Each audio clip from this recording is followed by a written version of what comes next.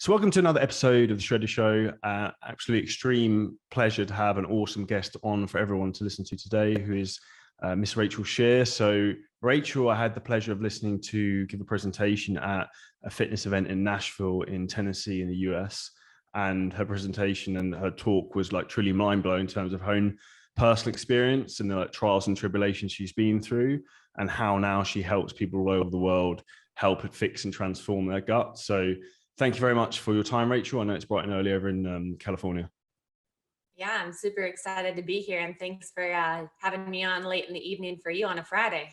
That's right, it's a pleasure. So in regards to your backstory, for anyone who doesn't know, who wouldn't have heard your presentation in Nashville, which was awesome, where were you when you were younger? And I know you were having some issues. Yeah, so kind of going way, way back to my beginning, I actually grew up in a super dysfunctional home. So fitness for me, and I think I can attest for anybody who's been long-term into fitness, we don't do this right for the body. The body is essentially a byproduct, but really it's about the mental benefits that we get. We get the escape from it all. So I grew up in a home where I was neglected quite a bit as a kid. So fitness was this massive, massive escape for me very, very early on. It was a way to take this trapped energy, get it out of my body. I got super into it and became so in love with what it actually did for me physically, mentally, and it was my therapy. And when I decided to go off to college, I wanted to become a registered dietitian. Got super into bodybuilding, competed 3 years at the national level as a bikini competitor about when I was gonna go pro. And I was known as Rachel Shear, a six-pack abs, the cover of all of these different magazines. I actually started to battle a lot of gut issues. And it really didn't make sense at the time to me. It does now, looking back, hindsight is always 2020. But I was living life definitely on the extreme side with fitness. I was probably sub 10% body fat. Most people would say, oh my goodness, this girl is the epitome of health. But internally, there was so many things that were off. I was chronically bloated at the end of every single day. My thyroid plummeted. I had no menstrual cycle anymore. And I couldn't eat anything without being in massive, massive pain. And for me, as fitness had been for such a long time a crucial part of my life, and even making a career out of it, becoming a registered dietitian, I felt so betrayed by my body. And I went into a massive, massive depression at that time in my life, really becoming more of the victim of why is this happening to me? I'm a fitness model. I'm a nutritionist. My whole life now up until this point had been dedicated to what I thought was health. But to be completely transparent, Charlie, it was, more the physical parts of health. And I was taking in internal pain, and I was really trying to mask it through a bit of the fitness side of everything. So what started off as honestly something very, very healthy as an avenue to release a lot of the stress, then grew into being just another thing that was adding to massive, massive stress to my body. But to make a long story short, as most of us do when we end up with health issues, I went the traditional Western medicine route. I went to a bunch of different physicians. I went to gastroenterologists. I did all the scans, the MRIs, the CT, and I was slapped with a bunch of labels. I was given, hey, you have IBS, you have irritable bowel syndrome. And if your listeners don't know what irritable bowel syndrome is or IBS, I call it a trash can diagnosis because it's really not a diagnosis at all. It's just an accumulation of symptoms. Trash can diagnosis can be things like IBS, depression, anxiety. We're telling the person what they're experiencing based off of symptom clusters, but we're really not identifying the why. So I was just handed over from a bunch of different physicians, given medications, antidepressant, because I was so depressed and it made sense that I was. I was given birth control for my hormones. Well, the lack of menstrual cycle that I was having, put on thyroid medication. And I just continued to get worse and worse and worse. And I even remember one night lying on the kitchen floor, just like crying, like afraid to eat, because I had come from competing as a bodybuilder. I was very malnourished too at the time, but so I knew I had to eat in order to get, any type of nutrition in my body. But I was eventually sent to a colorectal surgeon who then told me they wanted to remove my entire large intestine because the motility in my gut had completely halted. And your motility is basically the transit of food throughout the gastrointestinal tract. And when your nervous system is completely fried, when you're in a constant state of fight or flight, when your gut is really off, or even when you've been over dieting, overtraining, your whole metabolic system really slows down, right? But Western medicine looked at it like, hey, this is something we can fix through surgery. We'll just cut out your entire large intestine and this will fix the problem. So for me, that was rock bottom. And rock bottom can be a beautiful thing if we take it as a catalyst for change. So that's what really led me to the route of what I'm in now today, which is functional medicine. It's more of a root cause based approach, looking at why do we have this problem in the first place? What can we do to restore function, but taking more of a holistic approach to it. Goes so far beyond just, this symptom and what can we do to get rid of this symptom as fast as possible. But healing is really a multitude of different things. It is the mind, it is chronic stress, trauma that gets trapped in the body that we got to get out of the body. It is our diet, it is our toxic relationships, just to go hand in hand with the toxic foods that we eat. It is the medications that we take. So once I was really able to dive into all of these different stressors in my life, that's when I was really actually able to heal. And I can kind of go on, all day long on what that looked like, but really it was taking a root cause based approach and empowering myself to take control of my own health, no longer being the victim and looking for a physician who's going to fix all of these different issues for me. Because at the end of the day, it was a lifestyle based issues. My hormones were off because of that. My gut was off because of that. My thyroid was off because of that. And I became obsessed in the process of learning everything about gut health. And through my own healing, mentally, dietary, and supplementation, I was able to actually avoid having my entire large intestine removed. And to this day, I have zero gut issues. I won't say I never have a bad day. We all do every now and then. But now I'm so passionate about helping other people do the exact same, take a root cause, take more of a holistic approach to their health, because it goes so far beyond just the physical. And trust me, I want to have a six-pack abs still. I want to look good naked. I think as we all do. But health is so much more than just that.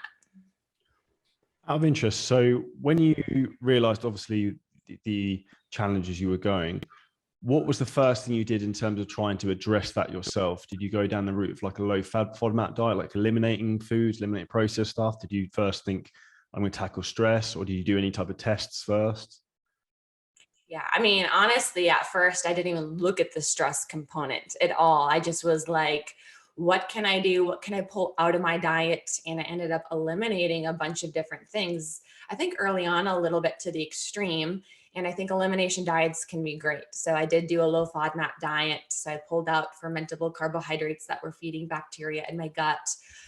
My diet coming from the bodybuilding world also was full of artificial sugars, artificial sweeteners, a bunch of dairy. So like diet foods, right? That although they may be macro friendly, they may help you lose weight.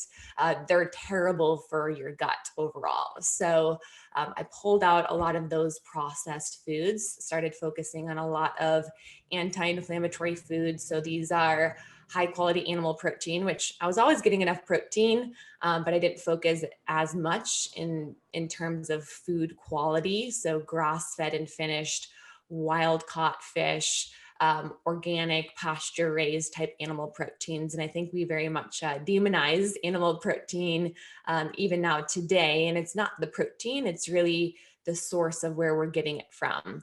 I also then added in a lot more healing fats into my diet. And when I was into bodybuilding, it was don't eat the fats, just do a ton of carbohydrates, because that's what kind of fills out your muscle bellies and you're fueling your workouts in that way.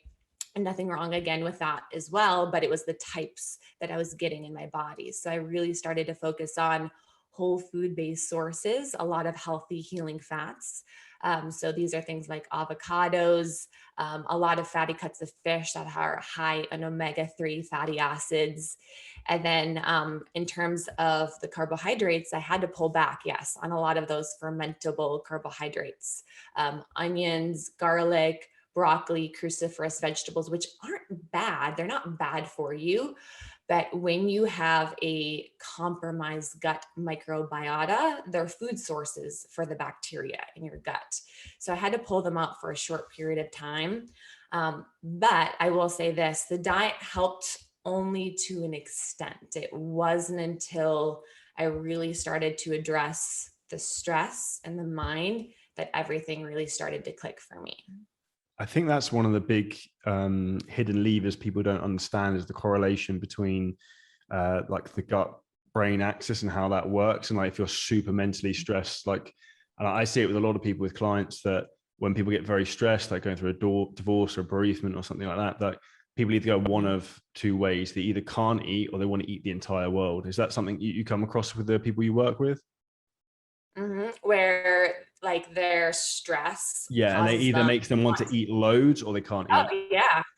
Yeah, so it's insane. I mean, our gut and our brain are interconnected through what is called the vagus nerve, right? And we tend to say like stress, high cortisol, this is going to cause massive weight gain. But what came first, right? The chicken or the egg? That chronic stress does really lead us to want to turn towards foods that are going to be more comforting. Also, that cortisol, when it's high, it does impact our blood sugar quite a bit because it is a glucocorticoid. So as our cortisol goes up, our blood sugar tends to go down. This can also lead to a lot more cravings for sugar, carbohydrates quite a bit. But I also think the big part of it is as humans, we use food to numb. Food is the number one drug that we use. It is the number one vice that we use. So for most of us, when we were younger and how we coped, when we were dealing with stress, we would turn towards food. So when we're in that chronically stressed state, not only is our blood sugar dropping, making us crave carbohydrates a little bit more, but we're also turning towards food as a type of comfort. And over time, too, when our cortisol is chronically elevated, our digestive system actually shuts down because when we're in that constant fight or flight state, our body's not thinking about digestion at all. It's thinking about, I need to take this glucose and I need to put it towards my extremities. I need to be, as I'm sure everyone has used this analogy before, but I'm running from a tiger, right? Our body is preparing to fight. It's not thinking about digestion. So now we're turning towards food. And usually for most people, we're not turning towards good food. We're turning towards that hyper palatable food, that food that just tastes so good, salty, sweet, savory, all of those different types of foods that are not so great for our gut microbiota. So they feed bad bacteria in our gut. So now we have a gut where our digestive system has kind of been halted due to this stress in this fight or flight state. And we're feeding bad bacteria. And this is actually how our gut microbiome can become off, or what we call dysbiotic, where we get an overgrowth of bad bacteria, we get inflammation in the gut, literally because of that chronic stress, that cortisol, shutting down our gastrointestinal tract, halting that motility, and also then the food choices we're making, feeding bad bacteria in our gut. And this is when we get into this vicious cycle, because as we feed more of this, bad bacteria in our gut, it causes you to crave more sugar, crave more carbohydrates, negatively affect your mental health even as well too. So now our gut is influencing our mental health, leading to anxiety, depression, and then our chronic stress is also negatively affecting our gut health. So that's where it's not just addressing one, right? It's not just, hey, we need to only change the diet. we have to also work on the stress side and the mental health side of it too, and our relationship with food. That's very, very important. It's interesting. I think the relationship with food fundamentally comes from parenting in a school education system that's failing 90% of people. Have you seen any studies out of interest on the gut and like depression link? Because I think there's a huge correlation between that, which no one ever really talks about. Yes, massively. There is a huge correlation between gut dysbiosis and depression. And I think when we're looking at what negatively in the gut can lead to things like anxiety, depression, we have to also look at what does a healthy gut microbiome even look like? And a healthy gut microbiome is going to have more diversity. So diversity you can think of as the multitude of different types of bacteria that live in our gut.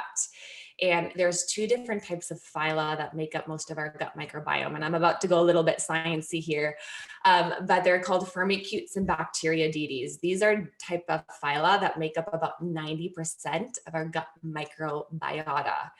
And what they've shown as when this ratio gets off, meaning we have a degree of dysbiosis, this actually leads to an increase of inflammation in our gastrointestinal tract. But it also, especially for those who are focused on weight loss too, they've shown that it can even cause more insulin resistance, because we're not the only ones eating the food. Our bacteria are eating all of the foods that we're eating as well too. So when our gut microbiome now is inflamed due to the type of bacteria that we have, maybe we have low diversity happening there, or because of this chronic stress, it has broken down that gut lining, leading to something called leaky gut or intestinal permeability. They've actually shown in studies, because of the connection between the gut and the brain, this actually leads to a breach in the blood-brain barrier. So we literally start to get what is called a leaky brain when we have a leaky gut. So now you can imagine we have a gut that is inflamed, we have bacteria that is off, and because of our gut and our brain are highly interconnected, we now start to get these different types of bacteria, or even micronutrients, pathogens to cross into that blood-brain barrier. So when you have an inflamed gut, you literally also are having an inflamed brain. Inflamed brain. I don't know, I can't say that this wording. So you have neuroinflammation in the brain. And if you really think about depression, at its core, it is literally just inflammation in the brain. And this can be coming from so many different things, but this is one of the big reasons as to why our diet influences our mental health. There's different types of micronutrients that actually can cross through the blood-brain barrier, omega-3s and omega-6s. Those are actually one of the only types of fats that can go directly into our brain. So they've even shown that people who have deficiencies in omega-3s, EPA, DHA, they actually get shrinkage of their hippocampus. And these are anti-inflammatory fats as well too. And most of the population eats so much omega-6s. These are pro-inflammatory fats. So these come from industrial seed oils, vegetable oils. They're typically in a lot of those processed type foods. So now we have our diet causing more bacteria imbalances in our gut, inflammation in our gut. But these fats are also crossing through that blood-brain barrier, leading to more of that neuroinflammation and decreasing those good fats in our brain, those omega-3s and those omega-6s. And this is actually how these micronutrients can even lead to things like Alzheimer's, dementia, because if our brain is not getting the essential nutrients it needs, like I said, it leads to shrinkage of things like our hippocampus, which plays a massive role in memory. So it is so important to look at the connection between the gut and the brain, and really working on our gut health. We are working on our mental health too. 100%. And I presume fixing leaky gut is going to be the same process that probably you went through earlier in terms of just fixing gut, probably with an elimination process of removing essentially all the crap. and like going back to like the basics, and then like allowing it time to heal and slowly reintroducing things back in. Yeah, simplicity, looking at this, removing the stressors. What are the root causes? And there's always three different types of stressors that I look at with my practice. So there is dietary stressors. This could be, hey, you just have a shitty diet full of processed foods, sugars that we need to get rid of because that's causing the breakdown of the gut lining. For some people, they may be food intolerances. They had no idea they had a dairy intolerance, a gluten intolerance, and that's actually what's causing a breakdown in the gut lining. So there can be dietary stress. There can be emotional stress. So we already talked a little bit about cortisol and how that can affect the body, but cortisol, right? It's catabolic. It breaks things down. So bodybuilders, right? We want to minimize that catabolic process. So we try to get in enough protein every single day.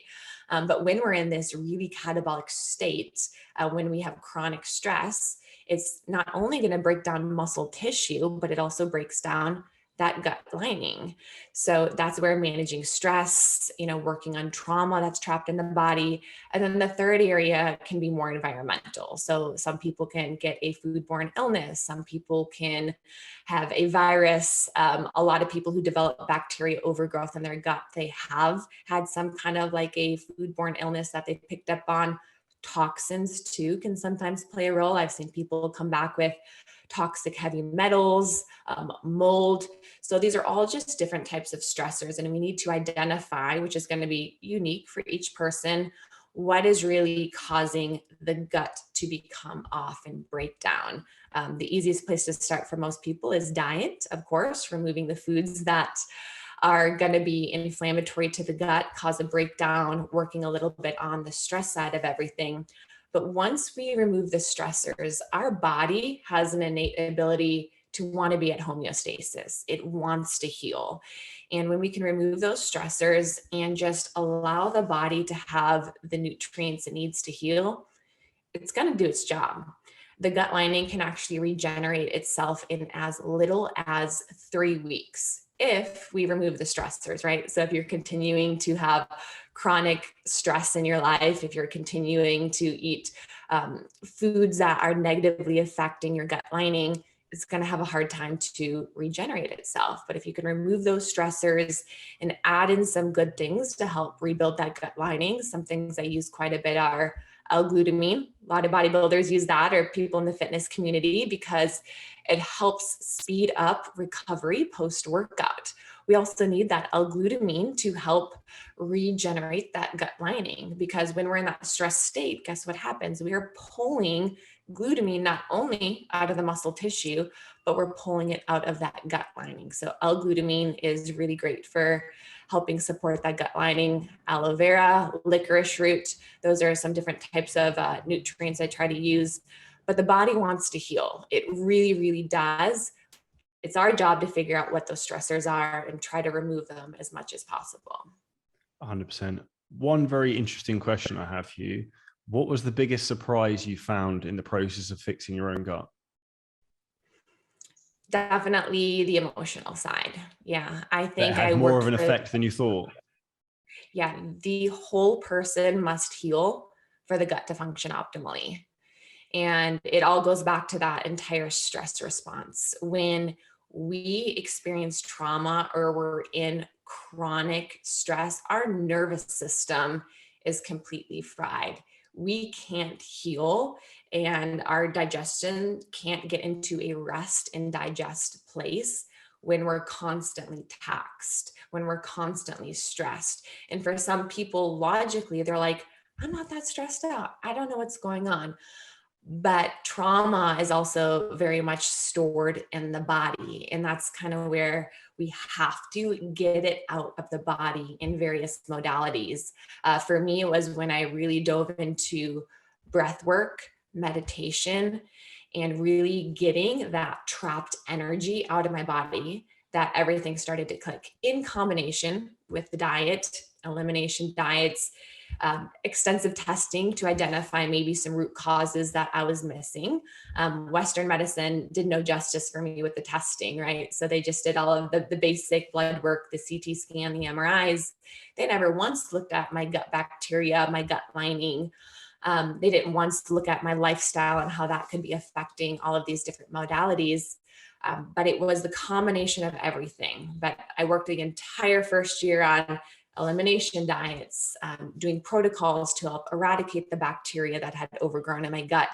But it wasn't until I addressed my stress, I addressed my toxic thoughts, I addressed the trauma and the energy that was trapped in my body, that everything really started to click for me. And I think that's the big point for most people to hear. And it's not just that area alone, it is the combination of all of those different areas where healing can really take place. And another interesting question. I recently had last week a food intolerance test, and the things I knew flagged up would be an issue like dairy and like beans and things like that. Two things that were surprising were rice and egg whites, which makes me think about what you were living a very heavy like bodybuilding life before. Do you think that nutritional approach of eating the same things a lot maybe led you down that rabbit hole, if that makes sense? Yeah, I think food sensitivities can be created by three different ways. One is we're just eating the exact same foods every single day. So over time, our body can create a little bit more of an immune response. But typically, that really only happens if we have a degree of some of that leaky gut, or maybe we're low in some various digestive enzymes. So what we're really seeing happening when we have a food sensitivity is our body is producing antibodies. And these are completely different from a food allergy. A food allergy is what's called an IgE response. A food sensitivity is typically an IgG response. So this is not going to be an anaphylactic type response, but it is still an immune and an inflammatory response.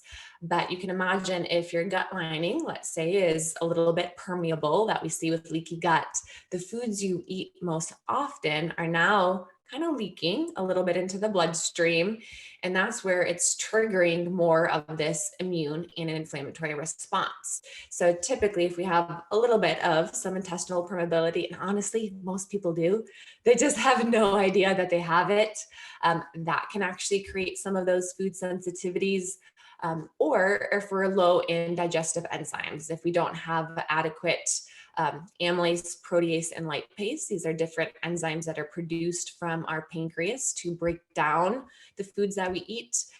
We're then going to create more of this immune response because the foods aren't going to be fully digested. So very often the root cause when it comes to food sensitivities isn't the food itself. It's more so what's happening with the gut lining, the digestive enzymes. And once we can address the gut health, a lot of these food sensitivities actually tend to fall off. Makes a lot of sense.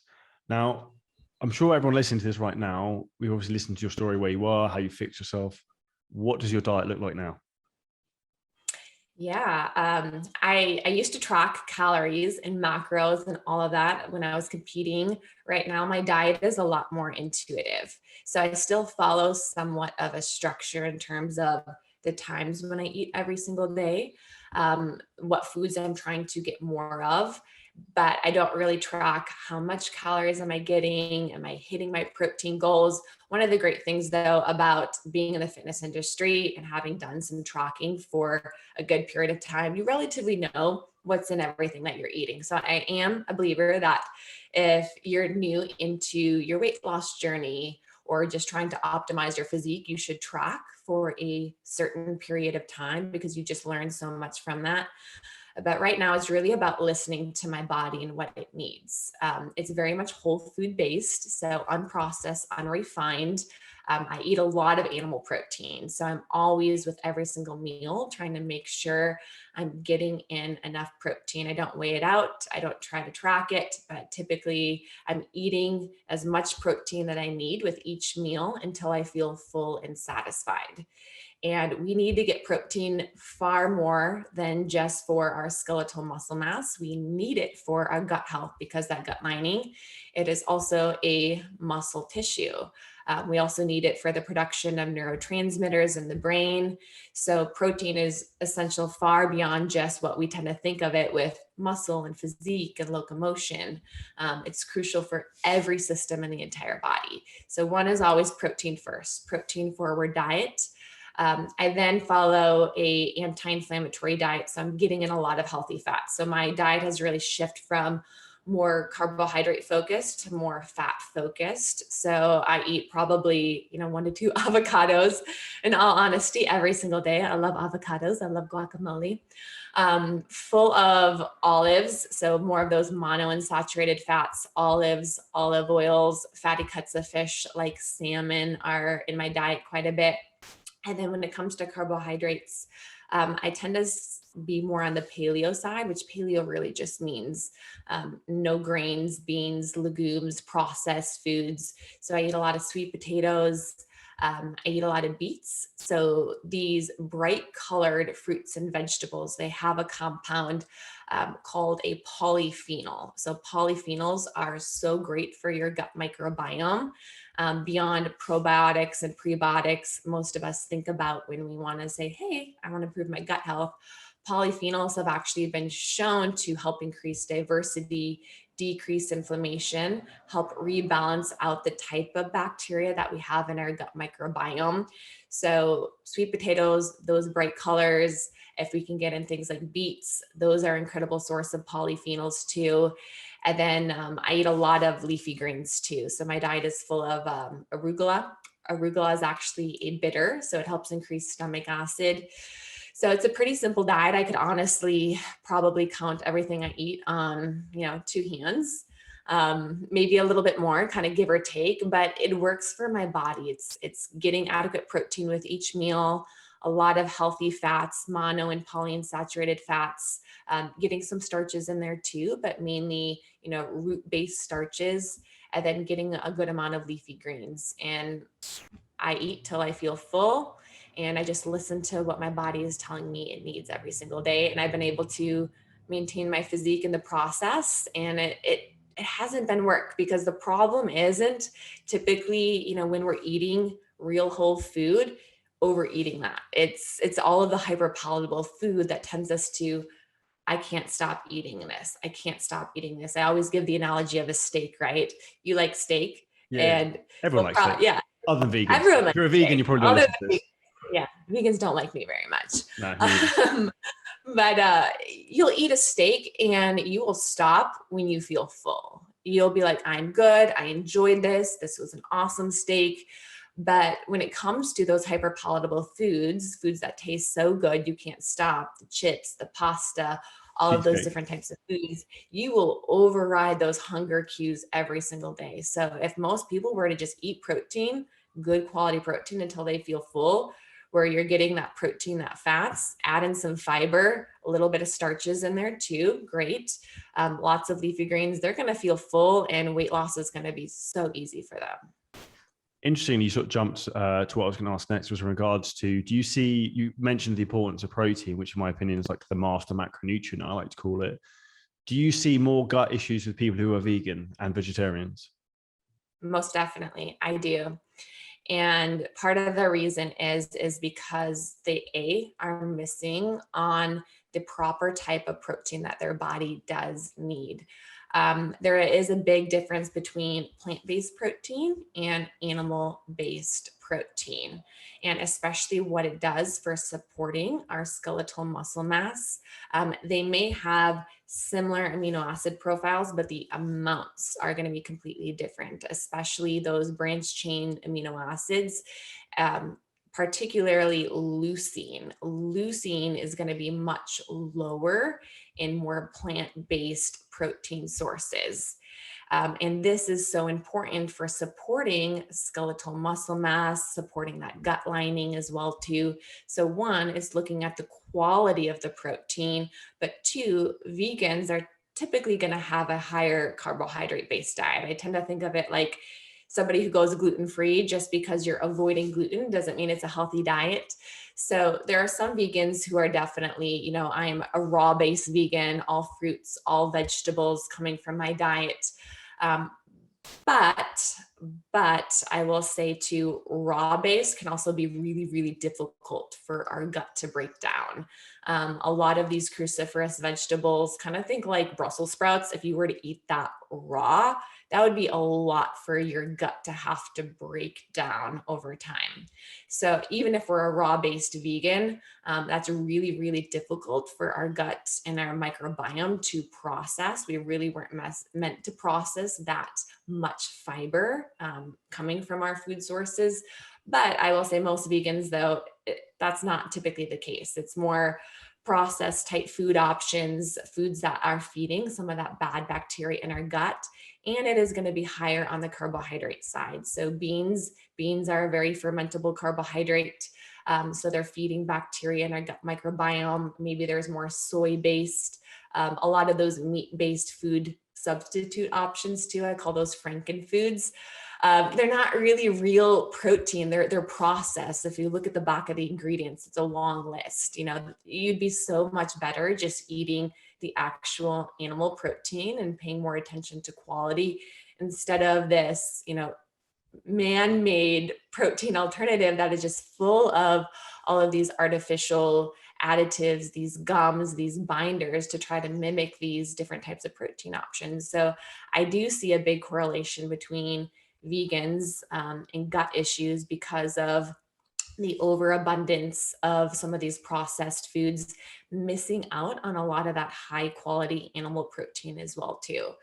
And I always say we want to eat for our biology instead of our ideology. And I completely understand some people may follow more of a plant-based diet for religious or ethical reasons, but if their goal is really overall health, and that is their number one most important thing, then we may want to look at some alternative options.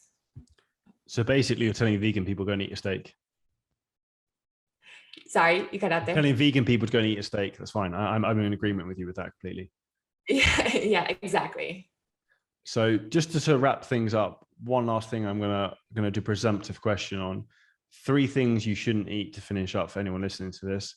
I'm going to presume gluten, dairy, and processed food and sweeteners. You want to try and limit?